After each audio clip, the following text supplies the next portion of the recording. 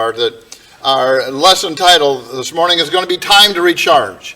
I thought about it in different ways. I thought about it, yea, though I walk through the valley of the shadows, Psalm 23. But that's kind of, well, man, we're slugging through life. And I thought, well, we do. And I appreciate Daniel's references this morning in the devotional because we face hard things. The question is, what do you do then? So I began thinking about the number of Bible characters that faced hard things. And I thought, let's take a look at them and see what happened in their cases.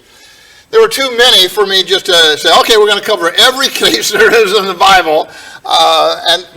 Ones that I thought about here is David. Terrible life decisions and death of a child and immorality and murder and deceit. I thought about the woman 12 years hemorrhaging. And so there's lots of cases that God talks about as people faced hard things. But something for us to consider, Ecclesiastes 3:1, there's a time for every purpose under heaven. There's a time to weep and there's a time to laugh, right? A time to seek peace and there's a time to go to war. As you think about that, people get tired. Just hammered over and over, and that term is used also when a person drinks too much. I'm just using the emotionally, physically, mentally, they're absolutely drained. And tiredness in itself is not weakness. It's a natural and normal part of the human experience. Strength isn't the absence of fatigue, but the will to keep going despite it. You get tired. Say, what are you going to do? I'm going on. Yeah, but you're weary. There'll be time to rest. But depending on the case, maybe the time is not now. And so I thought about the idea of recharging. And so I thought, well, you get Tesla cars, there's these different ones. You plug it into a electrical recharging unit. I thought, well, we got robots going now. And so I just pictured, when I came across this one, the charging cord was plugged into his knee. I thought, that's stupid. Who would ever put it in your knee? I put it up on his head. The idea is, okay, you got this unit, needs a certain amount of energy to go forward and do the next job, whatever it is. But in looking at life, no one is strong 100% of the time. Think about this. It's brave to admit when you're tired and to allow yourself to rest, rather than pretending to be fine all the time. Somebody says, I'm fine. You look at them and say, yeah, not so much. No, they want to seem that way, but that's maybe not in reality how it is. But rest isn't giving up. It's taking a break to rest and recover, and it's crucial. It doesn't mean you're quitting, but rather you're taking care of yourself, and so continue. One person said, what about being lazy? That's resting before you even start working. That's the lazy part. We're talking about when somebody's really worn, your battery on your car, you use the battery to get the engine started. That's all that it does. It doesn't run your engine. After the engine is running, it recharges the battery. And so you're always in a case of charge and discharge. And feeling tired of life doesn't mean you've lost faith. It means you're human. And so Mark chapter 6 and verse 31, Jesus tells the apostles, come away and rest a while. We need to recharge. And we're going to talk about that and how that works in different ways this morning as we go through this lesson. Some of them may be more familiar with and some of them less. Well, I thought about Moses and appreciating his situation. They've come out of Egypt, they've crossed the Red Sea, now they're in Sinai, and there's all kinds of problems, and food problems and attitude problems. And so I just summarized it in Numbers chapter 11, 1 through 10. People were dying, they're complaining and complaining and complaining, they're crying in front of Moses, and Moses is overwhelmed.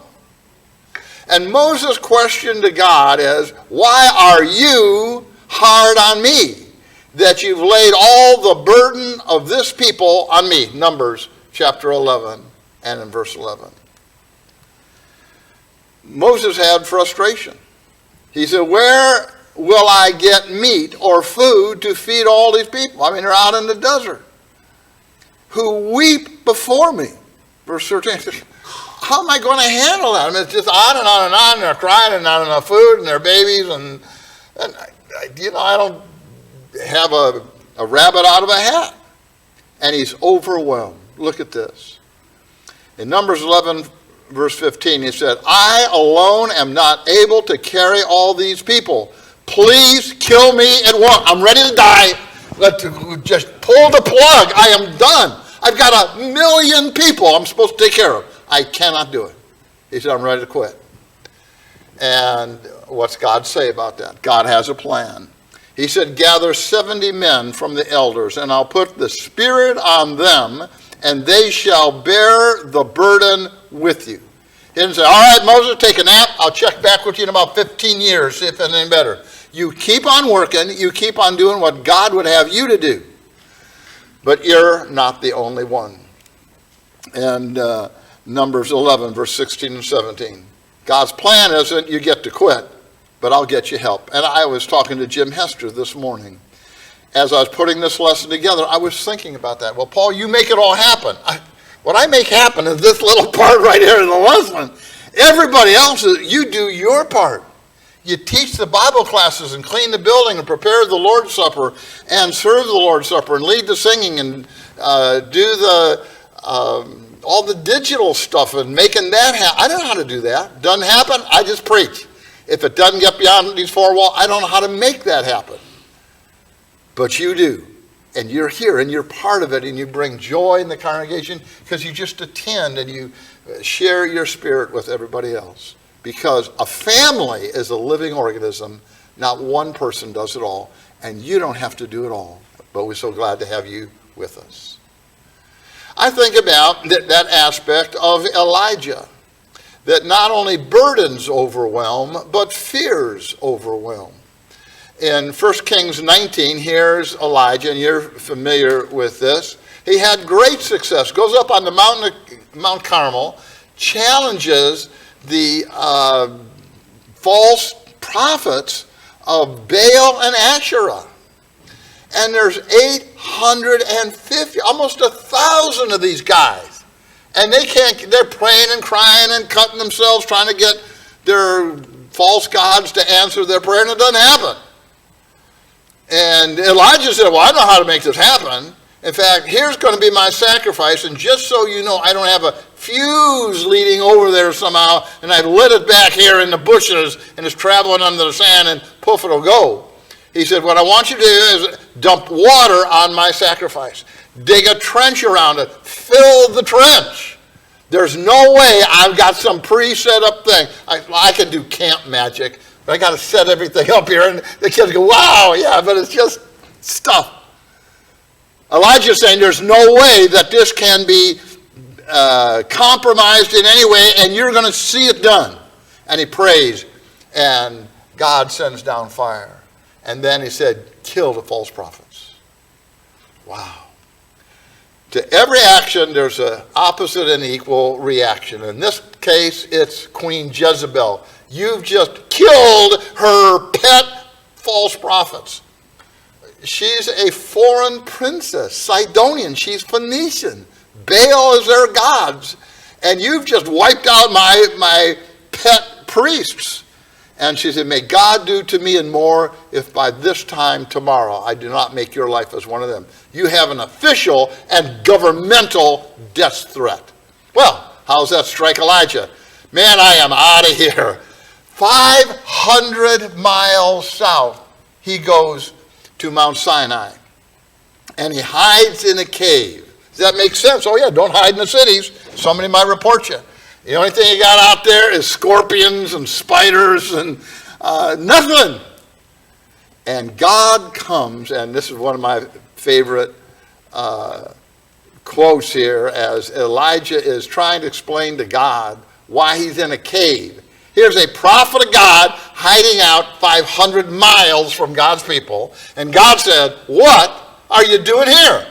Well, it's obvious, God. They've killed your prophets, torn down your altar, and I alone am left. I'm the last one, and they're trying to kill me. Well, we appreciate the level of fear that he is expressing. And what's God tell him to do? He said, you got a job to do. You know, logic doesn't overcome emotion as well as action does. I feel all the stuff. Get busy rather than trying to argue myself out of the emotion.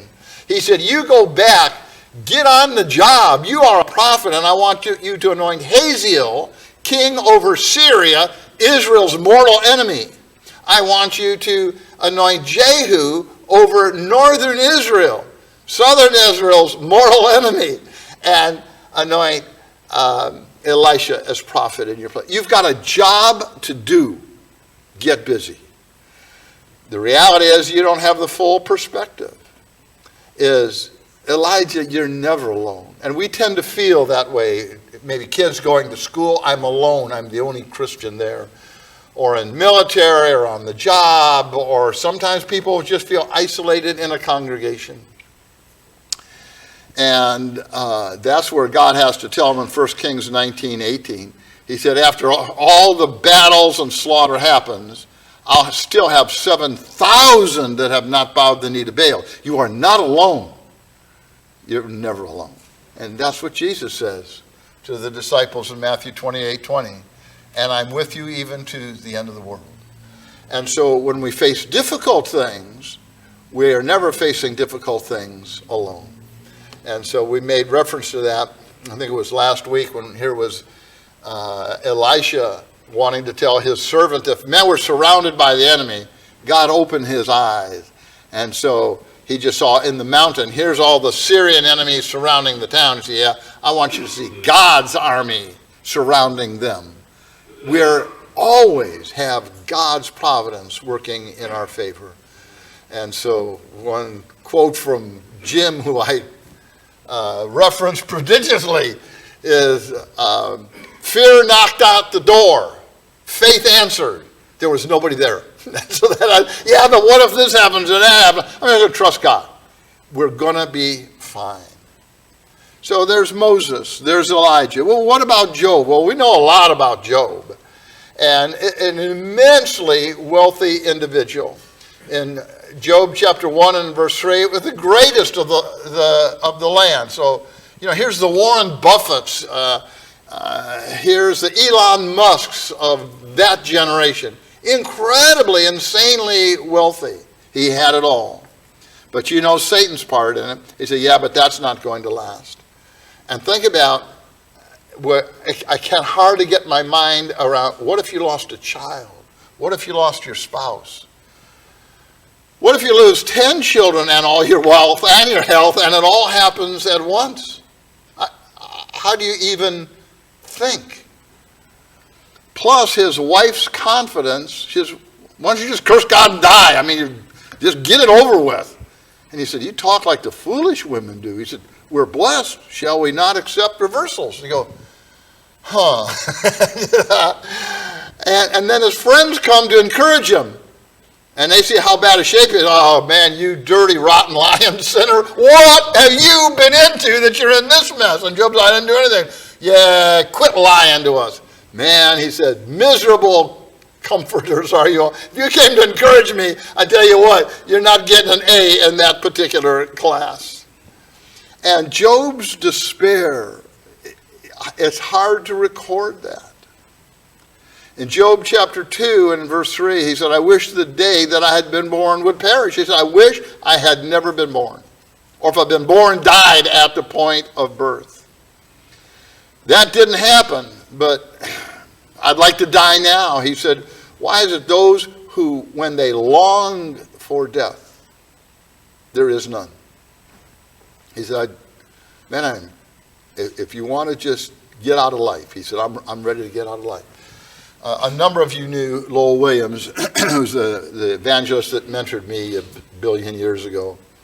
And when he lost his wife, Doris, he did a series of classes on grieving.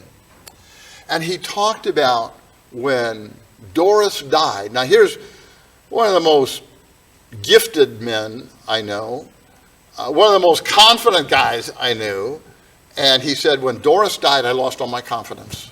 But she was the other half of the equation. And he said, I just wanted to die.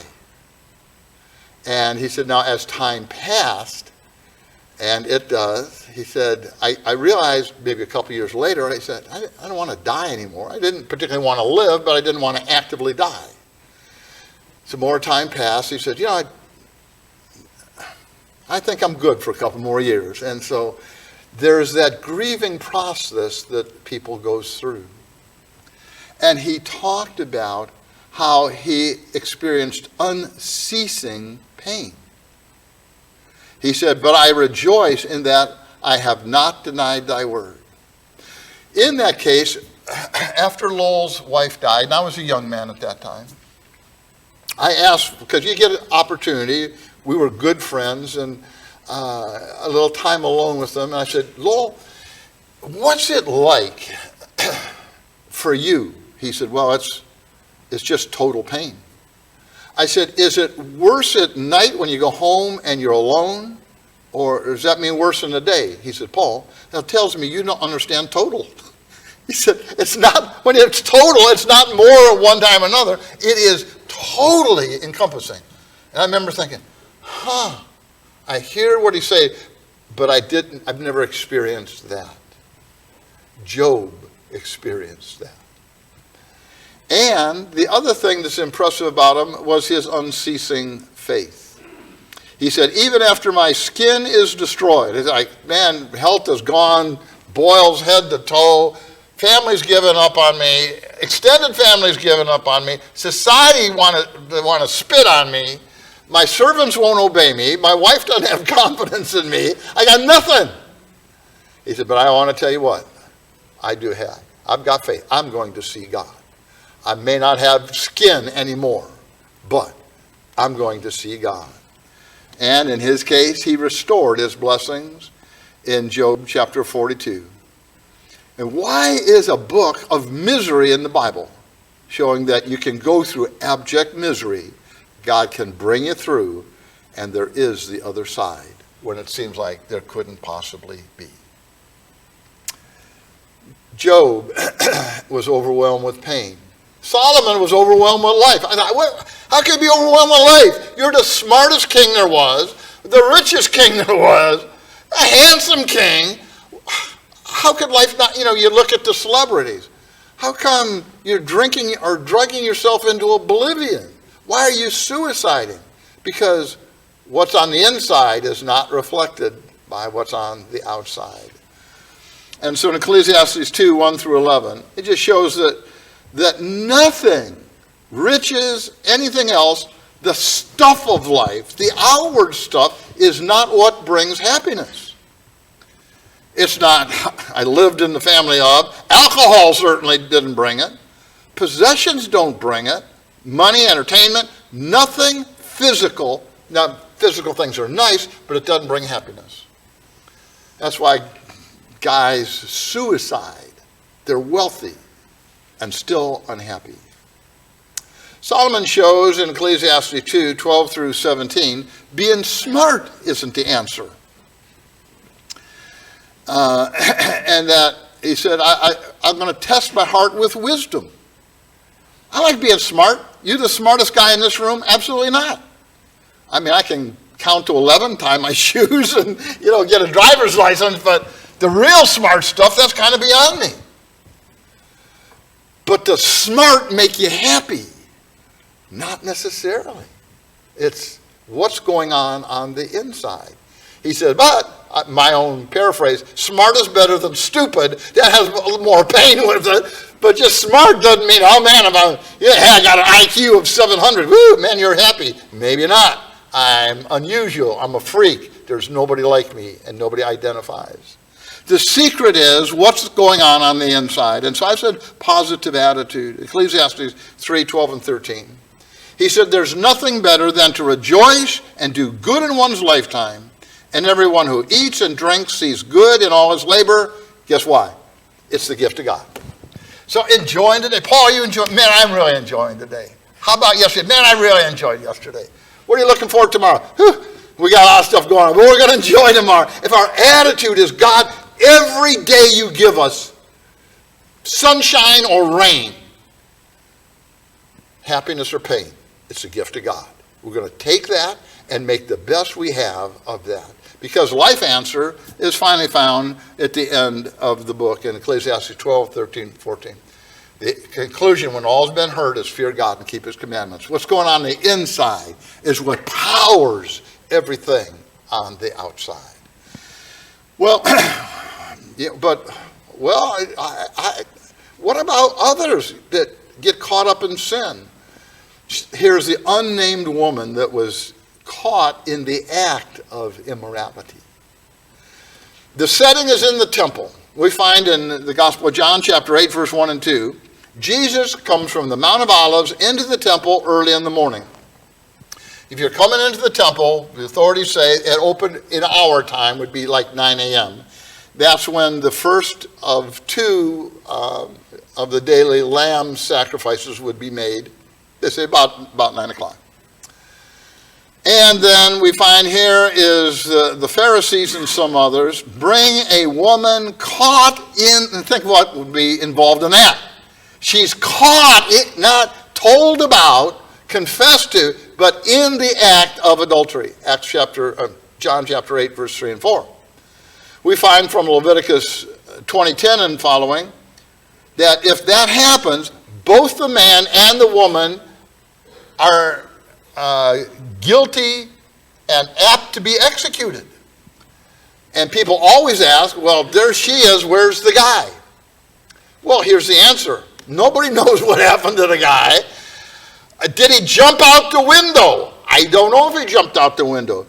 Was he actually paid to seduce her by the Pharisees, and soon as they break into the room, say, okay, we're going to arrest this guy. Wink, wink, and get lost, buddy. And you just earned your $500. I said, man, I'd have done it for free. They said, yeah, just shut up and get out of here. Were the Pharisees accomplices? Did somebody just say, hey, there's something? And none of that was that way. It was just really happened. And they said, you know what, since we caught her anyhow, we can use this against Jesus. We don't know how that came to be, but we know what came to be. Here is a woman caught unquestionably in the act of immorality. And we know the Pharisees' attitude in bringing her to him. They wanted to trap Jesus. John 8 and verse 6. Jesus tells the Pharisees, should you execute or not? He said, fair enough. Do a self-check, and if you're without sin, then you be the first one. Well, especially if they were complicit in it, and they know, man, we paid this guy. Oh, boy. And so from the oldest to the youngest, maybe had the better judgment down to the least. They, one by one, they walked away. And Jesus said, where are they that condemn thee? She said, there is no one, Lord. He said, neither do I. Why? I wasn't there at the time. But go and sin no more. You escaped death. Don't make that mistake twice. Sin tends to trap people. It keeps you longer than you ever intended to stay. It costs you more than you ever intended to pay. So, oh man. So, think about this. Has sin overwhelmed you? In Romans chapter 8 and verse 1, there's now no condemnation in Christ. So if you say, I need to get myself on track. I don't want to get caught up in that whirlpool, that undertow going in the wrong direction. A couple more and we'll wrap up. I thought about Mary, the mother of Jesus, and the record in Luke chapter 2. The setting is Mary and a sacrifice required after childbirth, Leviticus 12, 1 through 8. She's in the temple with the baby at approximately 1 month old. Joseph is there as well. We find out by reading both Luke chapter 2, verse 27 and 33. Here's this prophet, Simeon, who takes the baby in his arms. I don't ever take babies in my arms. That's your baby. I'll wave to it. I pat their toes. I'm good. I don't change diapers. There's a lot of things I don't do. So I don't much hold baby. It's not I'm opposed to babies. But Simeon takes Jesus in his arms, Luke 2:25 through 27, and prophesies. And the part of the message I wanted to cite for us is in verse 34 and 35. He said, this child is appointed for the fall and the rise of many in Israel, and a sign to be opposed, and a sword will pierce even to your own soul, Mary. Man, okay, here's your baby. Whoa, what is that all about? He is going to be powerful. It's going to be awesome. And there's going to be awesome pain involved. My hair starts standing up on the sides of my head as I think about that. It was agony. John 19:25 through 26. Mary was at the cross as Jesus is crucified. What's that like for moms? What's that like for anybody? But he rose again, and she and his brothers were with the disciples. So agony to harmony. Wow. Think about the Apostle Paul. At the end of his life, the book of 2 Timothy was the last letter he wrote. His setting is this time Roman imprisonment, and it's the second time he's been there. First time he got there by appeal, and he was released. This time, there's no appeal available. And I paraphrase this part rather than trying to go word for word. But in 2 Timothy chapter 1, down through about verse 7, my paraphrase is where he says, my beloved son. I say, what do you say to somebody when you have limited time? What would I say to you? Let's say I knew, well, Paul, you got 11 days, or whatever it is. I'd say, I love you. I'd want my children to know I love you. And I'm so thankful for you. To Timothy, he said, I pray to God every day, every morning, every night for you. I'd be so joyous to see you again. Be enthusiastic. Be courageous. Preach the word. Endure hardship. And in chapter 4, down verses 2 through 5, is where he finishes up. Do the work of an evangelist. Evangelize. Keep on going. Keep on keeping on. Just don't ever give up. That's what he's telling Timothy.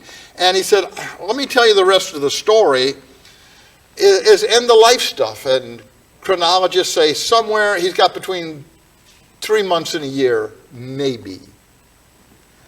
And he said, I'm being poured out, that is, as a sacrificial drink offering. Here's my blood going to be poured out as a sacrifice to God by the Roman government. And my departure time has come, 2 Timothy 4:6. I thought about it. I'm talking to Glenn about it this morning. If I say, I tell you what, I just have limited time. I'm at the airport. I'm in the boarding area. And the plane has pulled up to the gate. I don't have a lot of time. But I'm going to be getting on that plane.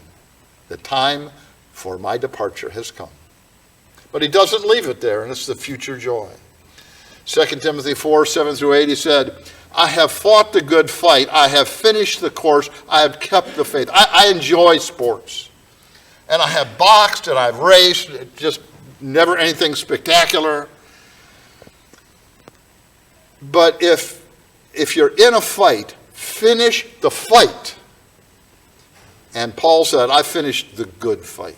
That word for fight is agony. I've agonized the good agony. Man, I was in it. I was in it up to my eyebrows, and I just didn't quit. They threatened me. They stoned me. They beat me. They laid ambushes for me. I was shipwrecked. Get off on a board and keep on going. I'm snake bit. I just don't stop. And I have finished the course. This was a marathon. I never quit running. And in the future, verse 8, there's laid up for me. There's reserved for me the crown of righteousness. I've won minor little trophies and awards and medals, just small stuff. what an Olympic athlete got was a wreath. You got some leaves around your head. Yes, you're a winner. He said, I want to tell you, I'm getting a crown. And that crown is for the cause of righteousness. I've lived it, and I've preached it, and I've encouraged it in others. And he said, I'm not hoping I get it. It's on the shelf. My name's engraved on it. I'm going home. I'm getting the prize, which the Lord, the righteous judge, will award to me on that day, and to all that are loved is appearing. We're in that race. We're in that fight, and we get that crown. That's why this lesson was about a time to recharge. Whether it is you need help because you're overwhelmed, you need courage because you're afraid, you need relief because you're in pain, you need focus because you lose it, that you need forgiveness because you have sinned, or you loss of loved ones and you need comfort. Paul looked forward to eternal life.